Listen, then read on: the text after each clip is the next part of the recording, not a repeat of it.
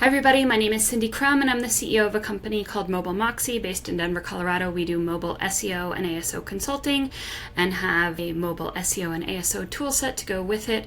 This is a talk that I originally presented last week at the G50 Summit in Austria called Monopolies and Manipulation: How Google Uses Chrome to Monopolize Search. I tied for first place with Eric Wu, who was talking about the future of AI.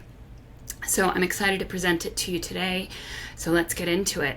How complicit are you willing to be in a crime or a cover-up? Today, I'm going to tell you a story that's going to seem unbelievable. It's going to sound like a conspiracy theory, but it's all true. It's a story about how Google manipulated the entire world, and especially the leaders of the SEO industry, to support their illegal monopoly. It's a monumental shift in our understanding of how Google works, and it's something that's been hiding in plain sight that everyone has missed until now. So let's start with the beginning, and that is to say, let's start by understanding that Google is not an accurate narrator of what's been going on. This might be overstating the obvious, but what we've learned, everything that's come out of the DOJ testimony has shown that Google is hiding and destroying evidence. Judge Donato said that he's never seen anything so egregious after viewing disturbing evidence that Google's auto erase feature had deleted reams of key employee chat logs. Later he said, "This conduct is a frontal assault on the fair administration of justice. It undercuts due process. It calls into question just resolution of legal disputes. It's antithetical to our system."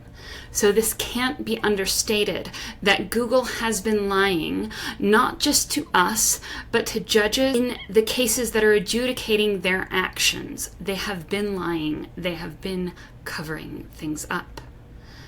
Now, what we know in our industry that's come out of some of the DOJ findings and other things is that Google is using clicks and engagement in their algorithm, something that they denied or avoided talking about honestly for many years. And this became visible and proved recently with the leak, not that leak, this leak, that was identified by a number of people working together, Rand Fishkin, Mike King, and Dejan Petrovic, that showed that Google is using a number of signals, or at least was at the time, to evaluate behavior and use it as part of their algorithm. And in fact, DOJ evidence showed that it was one of a 3-part model, so only 3, and it was 1/3 of the algorithm that Google for years has said that they didn't use clicks, or that they didn't use clicks from search result as a ranking factor, but in fact they do, or they use it and they call it a proxy of engagement, and in that case they do use it as a ranking factor. So all of this became evident when the leak came out, but it's actually been something that we have been able to see in Chrome histograms on any computer where Chrome is installed. Just type in Chrome://histograms, and you'll see your own tracking of all of the tabs that you've got open on your computer and where you clicked. This screenshot shows a click on an anchor element. It shows the distance from the previous clicks. It shows the X and Y location and whether it's in landscape or portrait. And you can see this is happening in a mobile version of Chrome. This is a desktop version of Chrome, and you can see this is showing histograms about client ads and page load, percent byte added, and on the bottom it's navigation timing related to the Google search. So Google search navigation timing and the page load. So it's showing how people are behaving and the tracking of that after they click from a search result. And if you think this is only because I'm logged in, you're wrong. It's also showing in incognito mode, all the way down to showing if you filled out a credit card form with an auto-filled or a stored credit card, if you filled out regular forms. It's capturing a lot of information, including things about not just clicks and interaction, but how quickly the page loaded, how far the user scrolled, and what they engaged with. So Google is not just tracking a little bit of click data and click data from search results. They're tracking and passing a lot of this data back to their algorithm. Now, the 2018 change to mobile first indexing is a bigger deal than people realize. And this is where things get interesting, because we have to think back about when Google started talking about mobile first indexing and how they announced it. They bungled the launch of mobile first indexing because at first they talked about it as indexing, calling it mobile first indexing. But then when they were describing it, they talked about crawling and how the new crawler was a mobile only crawler or a mobile first crawler. And then after it launched, they talked about it really in terms of rendering and how it was about JavaScript, and the previous crawler wasn't good at rendering all of the JavaScript, but this crawler was. And as SEOs, we know that historically crawling, indexing, and ranking, and then adding rendering in, those are all separate processes. So why did Google talk about these things all together? Why did it get so confused and so conflated? And you might say, well, Cindy, who cares? Google messes up launches all the time. Search engines bungle communication all the time, especially Google. But this is where the real story begins. So this is where it gets interesting. We know that Google botched the launch of mobile first indexing. Until mobile first indexing, Google had never rendered JavaScript when crawling. They didn't want to. They thought it was a bad idea for their crawler. It was a security risk. It was slow. It was resource intensive and expensive. So they just never wanted to do it. So then that begs the question, why in mobile first indexing were they all of a sudden able to render JavaScript? And then to what extent were they doing it? And so two very smart guys researched this. The one on the left is Tom Anthony, and he found when in his research that Google Mobile First Bot was only executing JavaScript 2% of the time. Now that seems a bit low. The guy on the right is an ex-Googler, until recently working for Google and then leaving to work at a company called Vercel. He was their performance guru, and his name is Malte Ubel. He says in his new role that they researched it and found that Google Mobile Crawler is executing JavaScript 100% of the time. Now, that's a big difference, 98% difference between Tom Anthony's research and Malte Ubel's research. Why is it so big? Let's dig in. Here's the article by Malte Ubel where he says that 100% of HTML pages resulted in a full page render, including pages with complex interaction. It just seemed like too much. 2% seemed too low, 100% seemed wasteful to me. So I reached out to Malte on Twitter and I asked him, I said, hey, I read your article. Can you tell me more about the methodology? Were you just looking at new pages? Were you just looking at short pages? Was there anything special about the methodology that might have changed your results? And he responded and he said, check my LinkedIn. Not only am I 100% confident in the outcome of the research, I happen to have known the answer before it started. So, how did he know before it started? Well, he helped build the system. So, how is that possible? If Google's bot, Google Mobile, is executing JavaScript 100% of the time, we know that that would take too many resources. That would burn up servers, not only at Google to crawl and execute all the JavaScript that they see on the web, but it would burn up our own servers as businesses.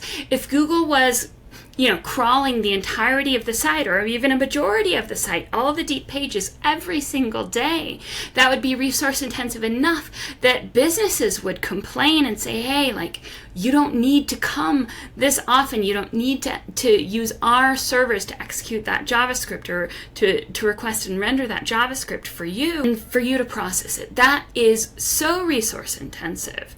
It would burn cache. It would ultimately, in all the energy it took, burn up the planet. That would be so irresponsible of Google to crawl that way. But what we know about mobile first indexing is this.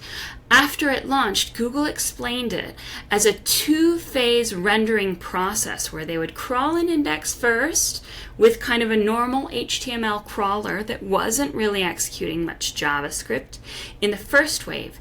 And then the second wave would come back and render the JavaScript so that it could be processed. Now, we'd never at the time questioned this part of their diagram that says as a rendering resource becomes available, but I think this is where the difference comes in. Tom Anthony was checking on the first part of mobile first indexing and seeing that the mobile first indexing bot really hardly ever executed JavaScript, 2%. But what Multi was looking at was the second phase of mobile first indexing. And what we know that Multi probably also knows is that 99.9% of Chrome users on mobile and desktop have JavaScript enabled. So what I think and what I believe is happening here is that Google failed to tell us at this time in 2018 when it launched that what they were using for the second phase of indexing was not a bot per se. It was our own computers in our homes, your Chrome, being used as a rendering resource became available. That means you. As someone requested the site and executed the JavaScript, they would go and fetch that from their computer. They wouldn't use their bot to render it. They would wait until a user rendered the page for them, and then they would just go capture that full page render so that they could process it. And this isn't a wild or new model. This is something that companies all over use, but they use it a little bit differently. You can think of SETI at Home, which was used for space exploration or Bitcoin mining or protein folding. All of these things allow you to opt in your computer when it's not being used, your compute power, your downtime, your processing power on your own devices, and say, when I'm not using it, you can use it. And in some cases, or in these cases at least, you knowingly opt in and you get some benefit. Either you're helping with space or exploration, you're getting actual currency back from Bitcoin mining, or you're helping with health research, right? You get at least a warm fuzzy. But in this, with Google using our own computers to pre-process information for indexing and our own browsers to capture information and rendering, we haven't necessarily opted into this, and we're not knowingly getting anything back. So this is what this looks like, is that we now know that it's not just about what came out in the leak, that Google is using our click data, but Google is also using our rendering data and our behavior in terms of making models like cohort models and topic models, history and engagement models. And they're using this all, taking it from our local computers without permission and passing it up to their processors. Now it's pre-processed locally so that it can be batched and sent up, and then sending it to their algorithms to be further processed and evaluated.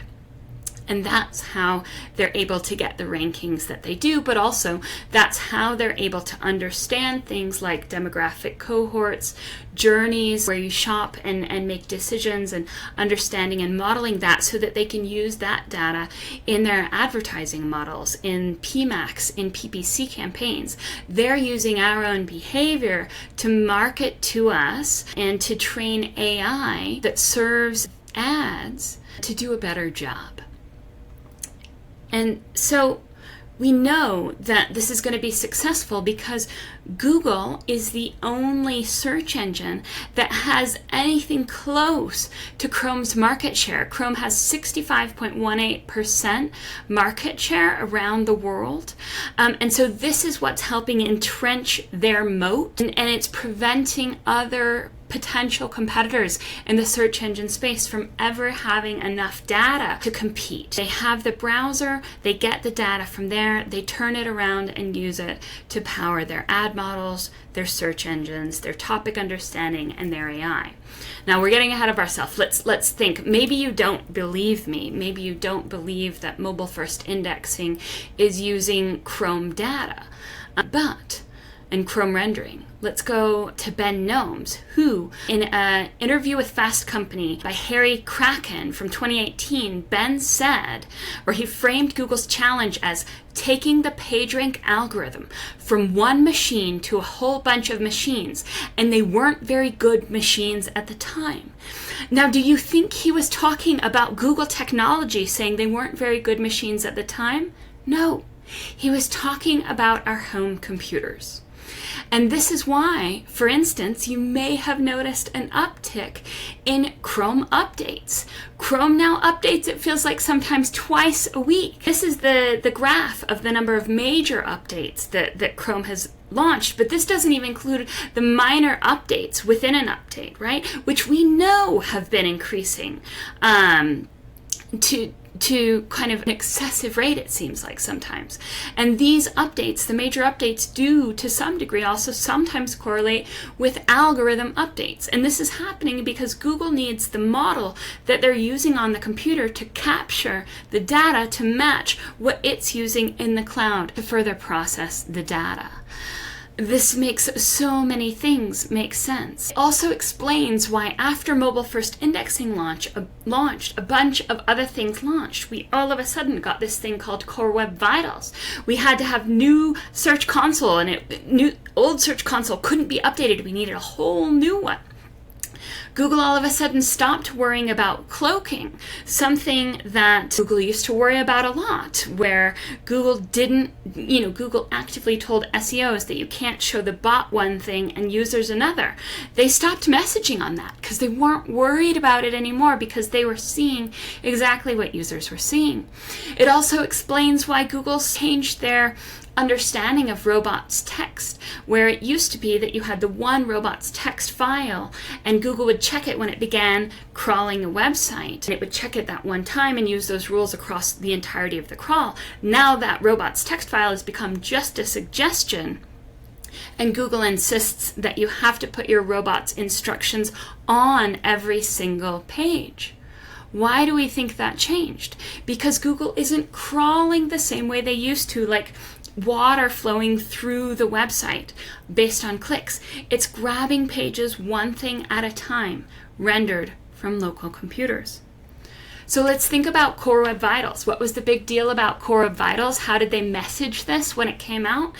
The big deal when Google launched Core Web Vitals was that it was a combination of what they called synthetic data and field data. Now, all of Google's tools previously had worked on synthetic data, so fake tests that it kind of ran in its brain to understand what a website would look like. But field data was real user data, what they call real user metrics or RUM metrics. And they told us in kind of a no big deal way that Core Web Vitals was capturing real user loading experiences and putting them in this big database that they called Crux, and then reporting back to us not just on how the synthetic page load worked, but how real users were experiencing the page. And we kind of just took it in stride and said, okay, that's great. But no one really stopped to say, hey, okay, how often are you using real user metrics, real user data? And when you say real users, you mean from Chrome, right? Yeah. So that was a big deal, and we didn't really even notice it.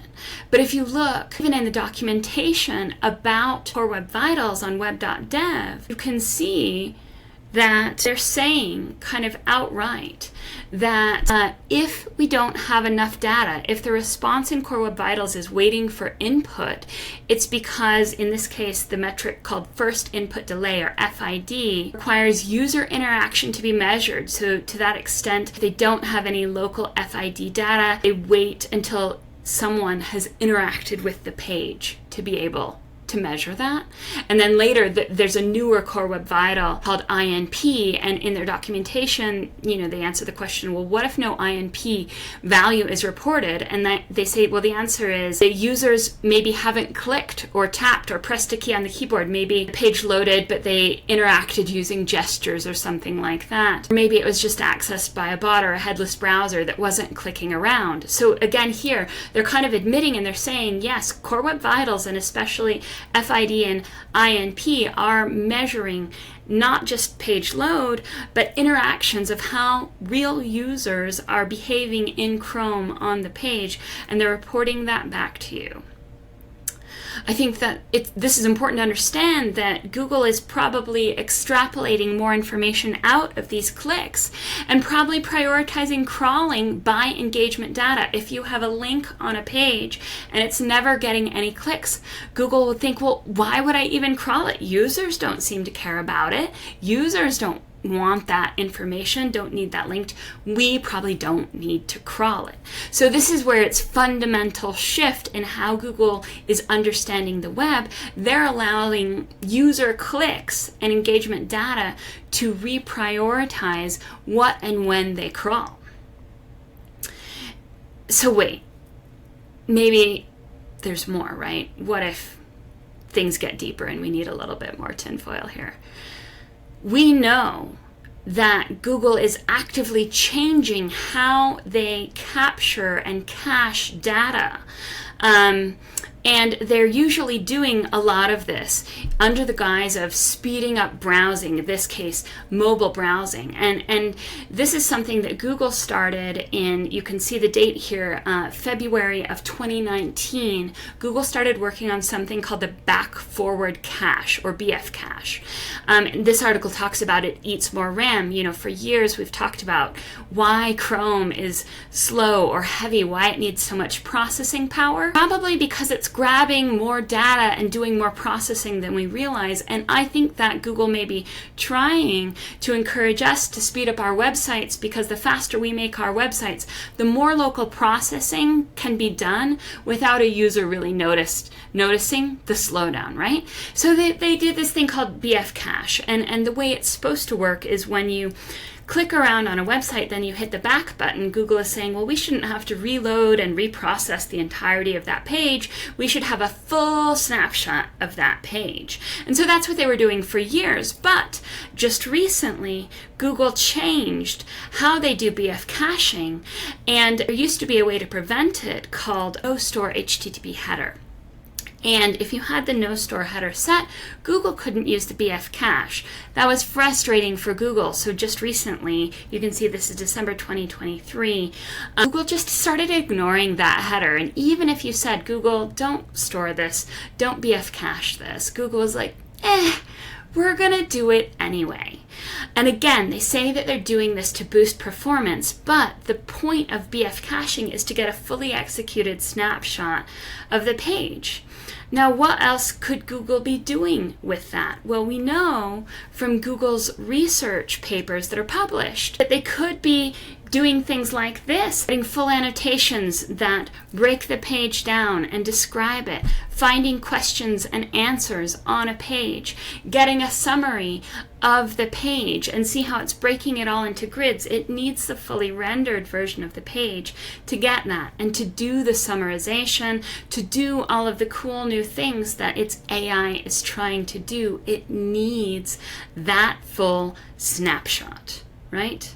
So they're doing all these things. They're saying users benefit because they're speeding it up, but there's more there than what they're telling us. The things to know is that this may have caused some fallout, right? What we saw earlier this year was that all of a sudden, Google was found to have been indexing links to private WhatsApp groups, things behind firewalls that they shouldn't have been able to get to. How did Google get behind the firewall when they didn't have a login or a password? Well, probably users were viewing it and it got BF cached and it got processed because it was behind a firewall. The webmaster didn't think they needed a robots text instruction, and so it got crawled and indexed. Same thing with these Google Docs. You know, this is something that Lily Ray found, where it was just a kid's paper on John F. Kennedy and the death penalty, but it ranked because it was in Google Docs and it was rendered by a Chrome browser, and somehow, you know, Google got it, grabbed it, indexed it to rank it. Same thing with these private Google groups that all got crawled and indexed accidentally. You know, these were private groups that should have never been crawled and indexed, but they were shown in Chrome, and so they accidentally got into the index. And that may, you know, maybe this is no harm, no foul, but realize that Google is seeing a lot of things behind firewalls that we think are private, and in fact, in this case, we know that Google has a huge stake in Reddit, and if Google is processing not only our clicks and our behavior, but understanding who we are as a cohort, who we are demographically, who we are in the larger world, and then in Chrome they're able to capture it, pre-process it all using our computer, even if we're incognito,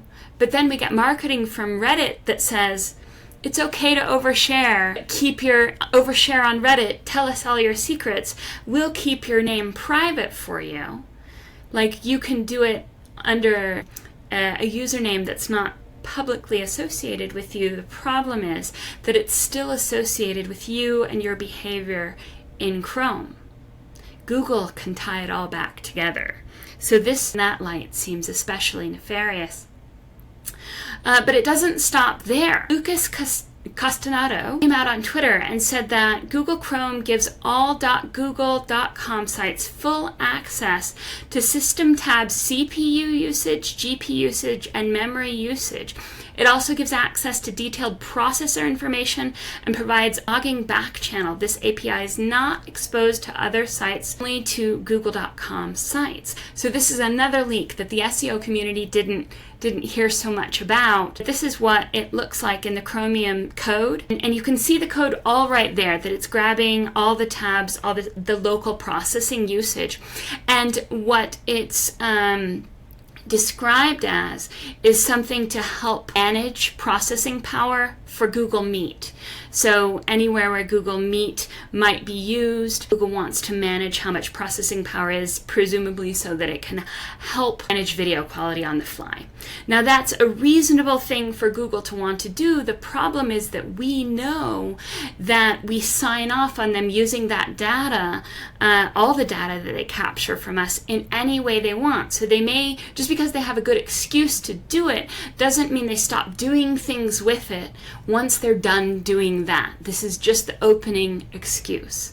And so I went ahead and reached out to John Petrovic again, super smart, and he even showed me the folders on the computer where a lot of the processing is done. So you can see this is on my local Google Chrome user data optimization guide model store, and the numbers in there, they're just folders in there, they're just numbered, but he helped me kind of decode what's going on in each folder. So you can see folder 2 is language detection, folder 9 is web permissions, 13 autocomplete, 20 web permissions prediction modeling, phishing, autocomplete scoring, history clusters, visual search, unknown might be about conversions, and then text safety. But this is just a guess, and we have some folders that we haven't figured out yet. So this could be deeper kinds of user processing, modeling, journey modeling, language processing, language understanding, topic modeling. All of this could be happening on local folders that are just numbered in our computer because they don't want to tell us exactly what they're doing. So, as SEOs, what we have to question is the loss that many sites are seeing in organic clicks.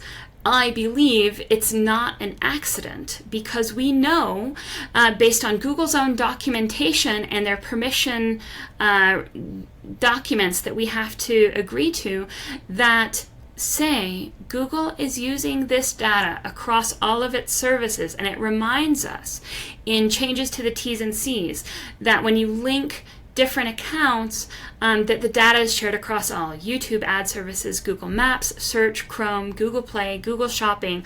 All of these are combining data to help personalize contents and ads, develop and improve our services, which is quite broad, measure and improve the delivery of ads, and then perform other purposes described in Google's privacy policy.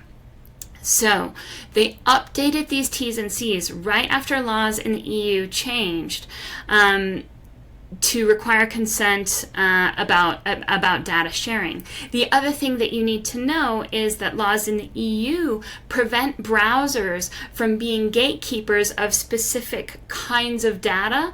They have to make it public, but the idea that we saw with that Google Meet secret plugin was that it was only going to google.com domains.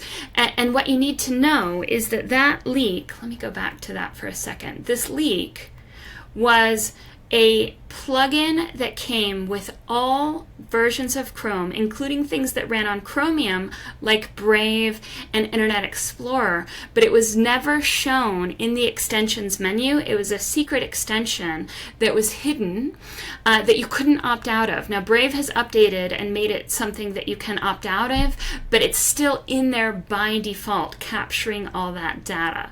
So there's a lot of data being passed in across all these services, including CPU, GPU usage, and what you do and all your behavior in all of these services. And, you know, for a long time, there were these theories and these kind of scares in the SEO community where SEOs would say, oh, I don't want to set up Google Analytics because Google could use the Google Analytics to perhaps change my rankings, and Google would deny that patently. But the thing is, they don't have to use Google Analytics. They have the origin of all the data. They can process it themselves. They can go directly to the source. And this is another kind of notification about enhanced ad privacy in Chrome. And they specify here that to measure the performance of an ad, limited types of data are shared between sites, such as whether you made a purchase after visiting the site. So they're saying, yes, we're using long-term attribution to feed our ad model. Maybe you didn't purchase after you clicked the ad, but you purchased it later on. We want to be able to model that too. And so what we see here is that the utility of Chrome kind of changed. At first, Chrome was launched just to help support Google as a search engine, but then during mobile-first indexing, Chrome changed to support the launch of mobile-first indexing and to mitigate the risk associated with the loss of third-party cookies, something that Google was planning on for a long time. That's why, you know, they justified internally needing to capture all of this data. But now Chrome is just being used to support data collection for things like Core Web Vitals, cohort ad targeting, journey modeling, discover targeting, and other things that they consider business critical objectives. The problem is we never agreed to this, and they're not being clear about it. And it's something that needs a little bit more clarification. Because I think this Chrome data is feeding the monopoly more than people realize. Because we're getting things like very targeted ads in Google Discover. Because, you know, this is Lily Ray. She gives these examples about Google Discover where she's purchased Lululemon leggings, and now all of a sudden she's getting the deals for used Lululemon leggings in Google Discover. And this is because they know who she is. She's signed in, you know, in all of her devices. And so they can say, well, we know that you bought these leggings, maybe you want to buy some more. And so all of this data is being captured and used to target ads to make Google more money. She's been lumped into a cohort that likes either Lululemon in general or this pair of leggings in particular. They're modeling the journey of saying, well, she just bought some, maybe she doesn't want to pay full price, maybe she wants another deal. And they're feeding all of this into their PMax AI, which again, you know, in the ad world is something that's really hard now for digital advertisers to opt out of, but it's Google's AI modeling and completion of ad serving. So Google needs to educate that on what ads are going to work best. And remember, this is how Google makes money. Google needs the ads to work so that they can feed money to their other projects, including search, but more importantly for them, probably including AI, because AI is expensive. So this is a guy named Ed Zitron, and he published an article called The Subprime AI Crisis, in which he says that OpenAI needs to raise at least $3 billion, but more like $10 billion to survive, as it's on course to lose $5 billion in 2024, a number that's likely to increase as more complex models demand more compute and more training data, with Amorphic CEO Dario Amandi predicting that the future models may cost as much as $100 billion to train. Now, what we realize here is that those AI models, those platforms, don't have a distributed processing option, right? They just don't. But Google does. And so Google is likely looking at Krum as a way to not just help them make more money on ads, but potentially disperse the processing needs of potential future AI systems. And you know, for years, this will be important. If Google can do this into the future, they will have the edge that they need in AI, even if they don't right now. Now let's think again about the loss of cookies. This was a big threat to Google's model because cookies help ads work better, but also Google is a heavy user of cookies themselves. You can see I've sorted my own browsing based on who's left the most cookies, and it's all Google properties that's leaving the most cookies on my computer. So they need it not only for their ad models to work, but also for their own tracking and things like that to work as it has before. And they were hedging against that, as the DOJ alleges that open bidding actually gave Google more insight into auctions. It helped extract more fees and disintermediate rival ad exchanges from their own publishing customers. So they were basically saying here, The Verge says, that Google is using open bidding, their understanding of users based on their own cookies, and they're planning for the future of a no-cookie world to basically take people out at the knees, take companies out at the knees, disintermediate rival ad exchanges from publishing customers by taking those customers, making their ad models not work, and pushing those websites away from the ads that weren't working towards ads on Google that are more likely to work. So as Google kills ad-supported businesses with things like the helpful content, ad revenue shifts from low revenue ad models, either with Google or with their advertising rivals, to higher margin ads that Google makes more money on. I also think it's important to remember that Google forced everyone to switch from Google Universal Analytics to Google Analytics 4. This is a bit like the forced switch on Google Search Console, but this was one where you had a year to transition your data or not. And if the data wasn't actively transitioned, it was deleted forever. And if you think about how much data that was, that's a lot of data that might have proven future cases against Google and the loss of clicks and then the increased need for reliance on ads. But you can also see, just by looking at your own Google Analytics for data, that the data doesn't marry up, that the new model in Google Analytics is entirely different and sometimes kind of less useful than previous Google Analytics. I think Google saw that Google Analytics was a way that Google would be basically telling on themselves. So they said, let's delete as much data as possible without raising a concern, and let's make the new data models not match up very well so that things are harder to prove, right? Just basically kill as much data as you can and insert fear, uncertainty, and doubt into the rest and make it an inferior product so that it's harder to really understand what's going on. And then, of course, in the end, Google did all of this data collection under the guise of not knowing how they're going to monetize without cookies.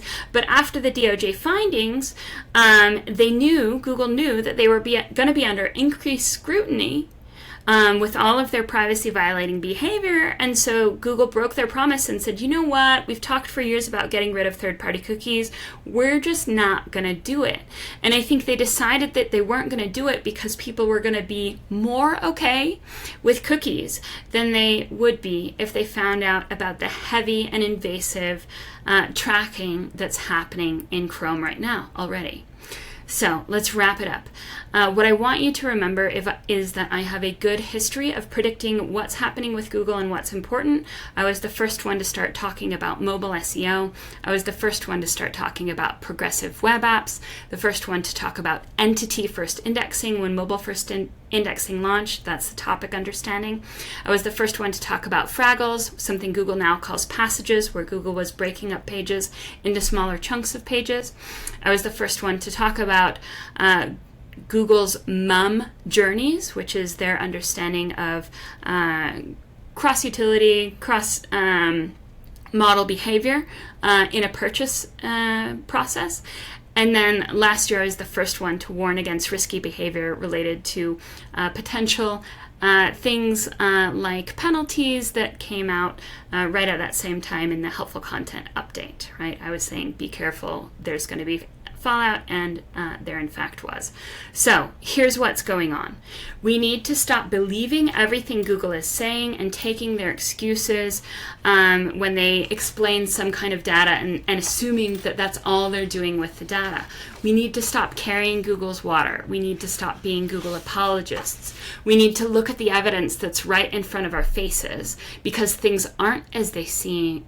This is a monumental shift in understanding of how Google works and what they're doing and why they've had so much success. All the data that Google's getting from processing our information on our personal computers is making it easier for them to model demographic cohorts that they're using for ad targeting and modeling and AI training, not just against us, but against all of the people like us in the world, all of the people who fit our cohort, fit our shopping behaviors, or are interested in the same things as us. Google is gatekeeping the data that they're collecting via Chrome, which is illegal in the EU, and which has allowed them to build their business in uncompetitive ways in the US. It's created the monopoly. And there's potential for abuse here in the future if Google starts to use Chrome for its own AI processing needs as a way of beating its top competitors because they're the only company that has this kind of model already in place for handling and mitigating the costs that are otherwise going to put most AI companies out of business, or at least force them to reckon with the incredibly high costs that AI processing and generative AI systems have. So I know this all seems incredible, but it's true. So, it might not be aliens, but it's probably aliens. Thanks, and if you have any questions, feel free to contact me. I'm Suzix on Twitter, or Cindy at mobilemoxie.com. If you like this video, hit the thumbs up. To be notified about future videos, click the logo. And to try the Mobile Moxie Mobile SEO Toolset, use the promo code YouTube to get 30 days free. They're mobile-first SEO tools for a mobile-first world.